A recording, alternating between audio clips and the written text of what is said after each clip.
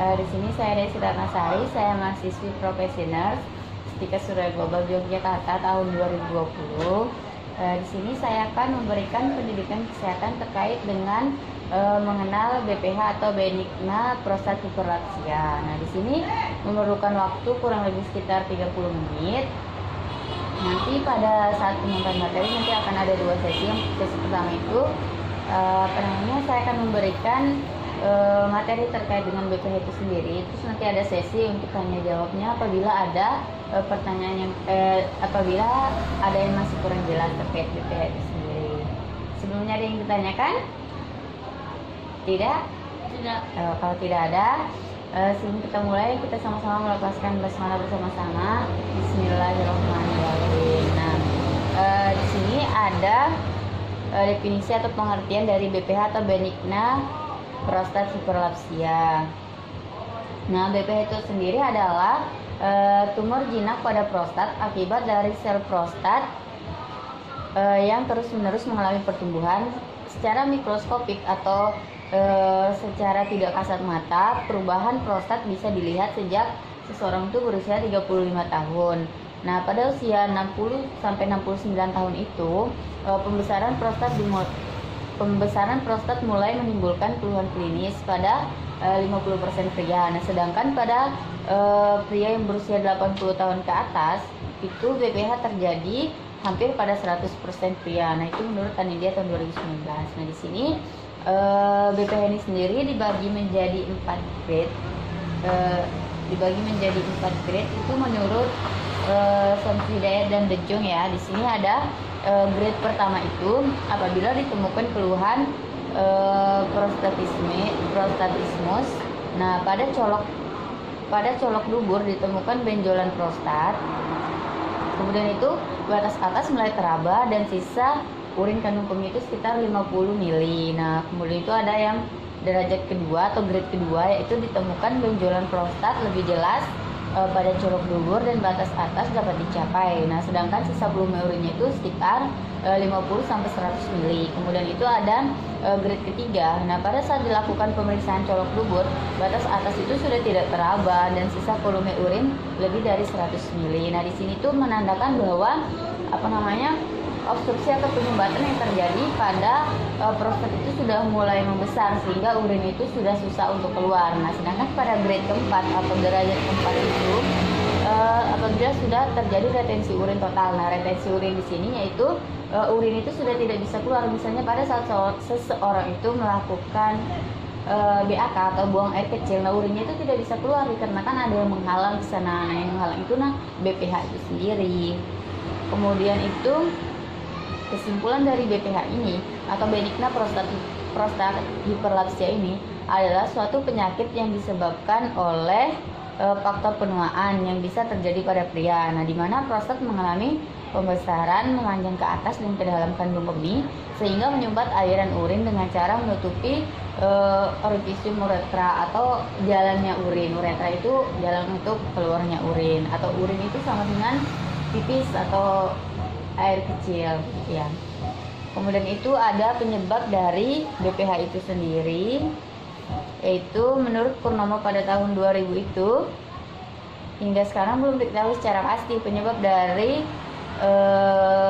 BPH ini. Nah, tetapi beberapa hipotesis menyebutkan bahwa hiperplasia prostat erat kaitannya dengan peningkatan kadar dehidrotestosteron atau DTH dan proses penuaan. Nah, dehidrotestosteron atau DTH ini merupakan salah satu hormon yang ada di dalam tubuh yang memicu terjadinya perkembangan karakteristik pria. Nah, seperti pertumbuhan rambut dada, kemudian suara menjadi berat dan penebalan otot atau peningkatan massa otot. Nah, kemudian itu sedangkan menurut Anindya tahun 2019 itu penyebab dari prostat ini berkurangnya jumlah testosteron yang aktif, kemudian itu peningkatan hormon estrogen yang mempengaruhi pertumbuhan sel kelenjar prostat, terus itu produksi hidrotestosteron pada laki-laki usia lanjut itu yang memicu pertumbuhan sel.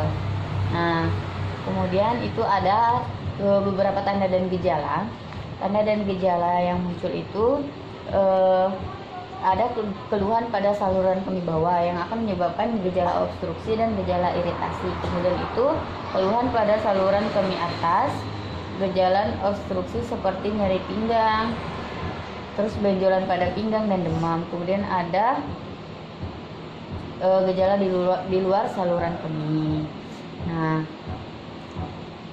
di sini juga ada beberapa komplikasi dari BPH itu sendiri. Nah, komplikasi yang sering terjadi pada pasien BPH yaitu dengan semakin beratnya BPH-nya itu dapat terjadi obstruksi saluran kemih atau terjadi penyumbatan pada saluran kencing pasien karena urin tidak mampu melewati prostat. Hal ini dapat menyebabkan infeksi saluran kemih apabila tidak diobati dan mengakibatkan gagal ginjal.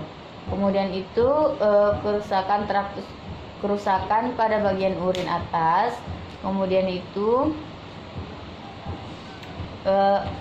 yang mengakibatkan penderita harus mengejan dan pada saat buang air kecil yang menyebabkan peningkatan tekanan intraabdominal. Tekanan intraabdominal itu tekanan pada perut. Nah, kemudian itu ada pemeriksaan yang bisa dilakukan untuk mengetahui atau mendeteksi dari prostat itu sendiri. Yang pertama itu pemeriksaan urinalisa, analisis urin dan mikroskopik urin. Nah, penting untuk melihat adanya sel leukosit, sedimen dan eritrosit, bakteri dan infeksi. Nah, bila terdapat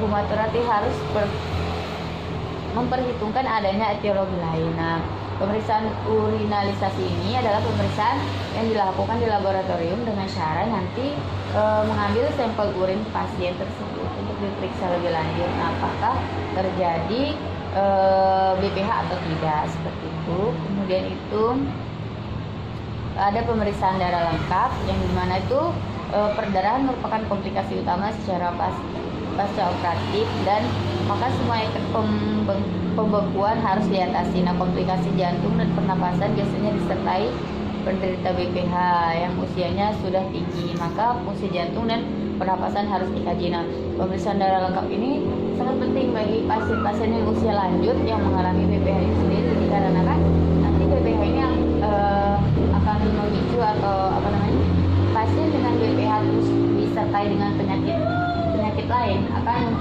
bisa memperparah dari kondisi pasien tersebut. Kemudian itu pemeriksaan radiologi. Nah, pemeriksaan radiologi ini bisa dilakukan seperti foto bagian perut atau foto polos abdomen, kemudian itu USG dan sitoskopi. Nah, terus di sini ada penata laksanaannya. Dari penata laksanaan itu ada penata laksanaan pada pasien yang grade 1 tadi itu pada stadium ini biasanya belum membutuhkan tindakan pembedahan.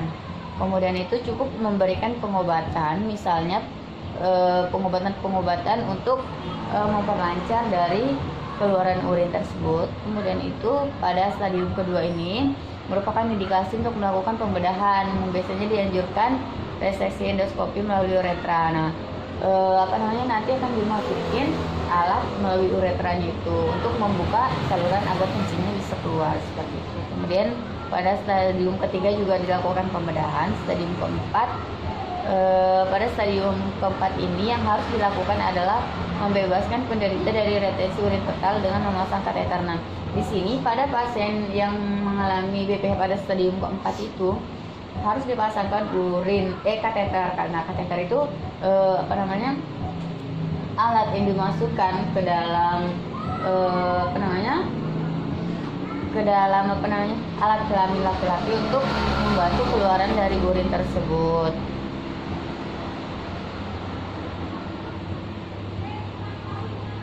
Kemudian itu mungkin itu saja materi BPH ini. Sebelumnya kita akan ini di sini mau bertanya dulu atau mau menonton video terlebih dahulu? Pak, saya ingin bertanya. Oh, mau bertanya. Ya, baik Ibu, silahkan. Tanda dan gejala apa saja yang terjadi pada saluran kemih bawah? Oh ya, Ibu bertanya terkait dengan tanda dan gejala yang terjadi pada saluran kemih bawah ya. Nah, tadi kan saya sudah menyebutkan bahwa tanda dan gejala yang terjadi pada saluran kemih bawah itu ada dua. Yang pertama itu saluran gejala obstruktif, yang dimana gejala obstruktif ini seperti retensi urin. Nah, retensi urin tadi sudah saya jelaskan bahwa urin itu tidak bisa keluar atau kencing pasien itu tidak bisa keluar. Kemudian itu presentasi ini sulit memulai kencing.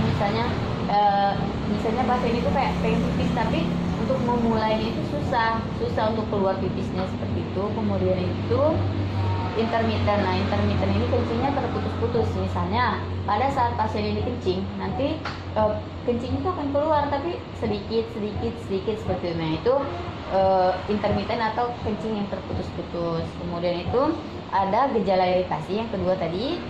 Gejala iritasi ini meliputi frekuensi nokturia. Nah, nokturia ini pasien itu kemudian itu urgensi atau perasaan ingin kencing sangat mendesak, dan dysuria atau nyeri pada saat kencing itu sendiri. Ada yang ditanyakan lagi, Bu? Oh, tidak ada. Baik, kalau tidak ada kita akan menonton video terlebih dahulu, Bu ya. Di sini ada video terkait dengan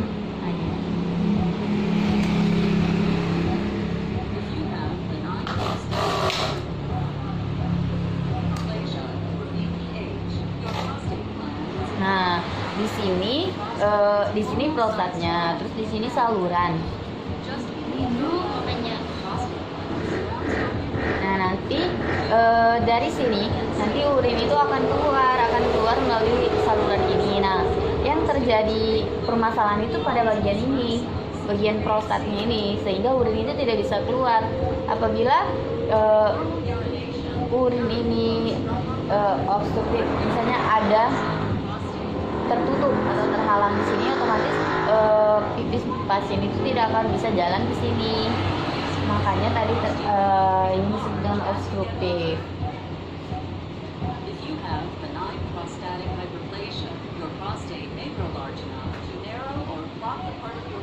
Nah, ini akan menyempit, terus di sini terjadi pembengkakan sehingga misalnya ini apa namanya? Ini salurannya. Ini kan saluran buat keluar kan? Ini tempat urinnya. Nanti dia akan dihimpit sehingga ini tuh akan mengecil, menyempit, terus urinnya itu tidak bisa keluar. Terus ini ada lagi videonya.